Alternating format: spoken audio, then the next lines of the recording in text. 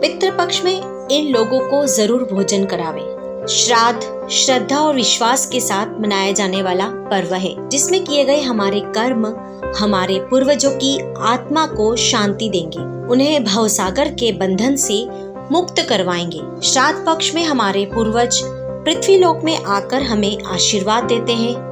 वो किसी भी रूप में हमारे पास आ सकते हैं। वैसे कहा यह भी जाता है कि वे लोग जीव रूप में धरती पर आते हैं। इसलिए पितृपक्ष में ब्राह्मणों, गरीबों और जरूरतमंदों के अलावा हमें जीवों का भी विशेष ध्यान रखना चाहिए। वे जीवों पशु पक्षियों के माध्यम से हमारे द्वारा तर्पण में दिया गया जल या भोजन को आहार रूप में जीवों द्वारा ही ग्रहण करते हैं। इसलिए श्राद्ध के लिए बनाए गए भोजन में से ब्राह्मणों के अलावा जीवों में सबसे पहले गाय, कुत्ता, बिल्ली, कौवा और चींटी के लिए जरूर भोजन निकाला जाता है।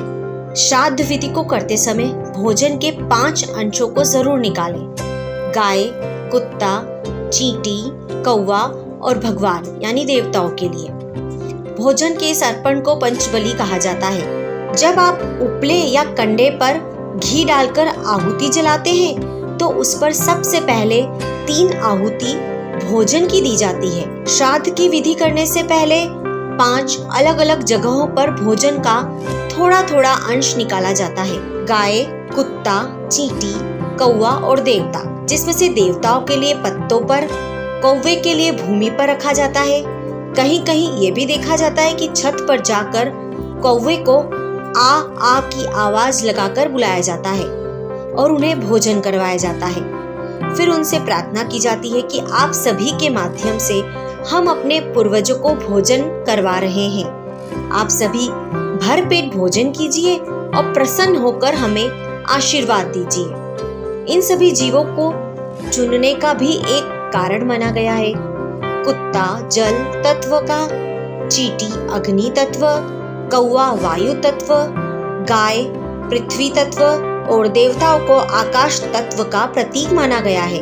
इन सभी जीवों को खिलाकर पंच तत्वों का आभार जताया जाता है और विशेष रूप से गाय और कौवे को खिलाकर भी श्राद्ध कर्म को संपूर्ण किया जा सकता है। गाय को तो पूरे पितृपक्ष में हरा चारा जरूर खिलाएं। गौ माता की सेवा जरूर करें। पितरों को मोक्ष दिलवाना है तो अपने सामर्थ्य के अनुसार गाय का दान दें, हरा चारा खिलाएं। श्राद्ध का जो भोजन बनाया गया है उसे तो अवश्य गौ माता को खिलाएं, उनकी सेवा करें, क्योंकि गाय को ही वैतरणी नदी को पार लगाने वाला बताया गया है। पितृपक्ष में गौदान, पिंडदान और अन्य किसी का दान धर्म करना ही मोक्ष देने वाला है, शुभ फल देने वाला माना गया है। कौवे के लिए माना जाता है कि एक कौवा ऐसा जीव था जिसने समुद्र मंथन के समय अमृत का पान किया था। कौवा पितृपक्ष के दौरान हमारे पूर्वजों के रूप में धरती पर आता है। कौवे ने अमृत को पिया था, इसलिए कौवों की मौत को भी ये माना जाता है कि वे कभी भी प्राकृतिक रूप से नहीं मरते हैं। बिना थके हुए कौवा लंबी दूरी की यात्रा कर सकता है, एक स्थान से दूसरे स्थान पर जा सकता है, इसलिए कोई भी आत्मा का उसमें वास हो सकता है।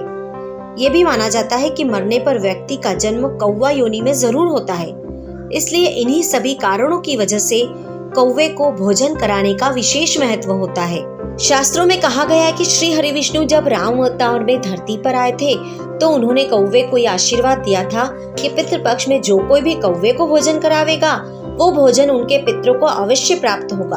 पूरे श्राद्ध पक्ष के दौरान बस यही कोशिश करें कि अपने सामर्थ्य के अनुसार सारे अनुष्ठान करें। जो भी करें वो पूरी श्रद्धा और विश्वास के साथ करें। जल तर्पण अवश्य करें और अपने पितरों का आशीर्वाद प्राप्त करें।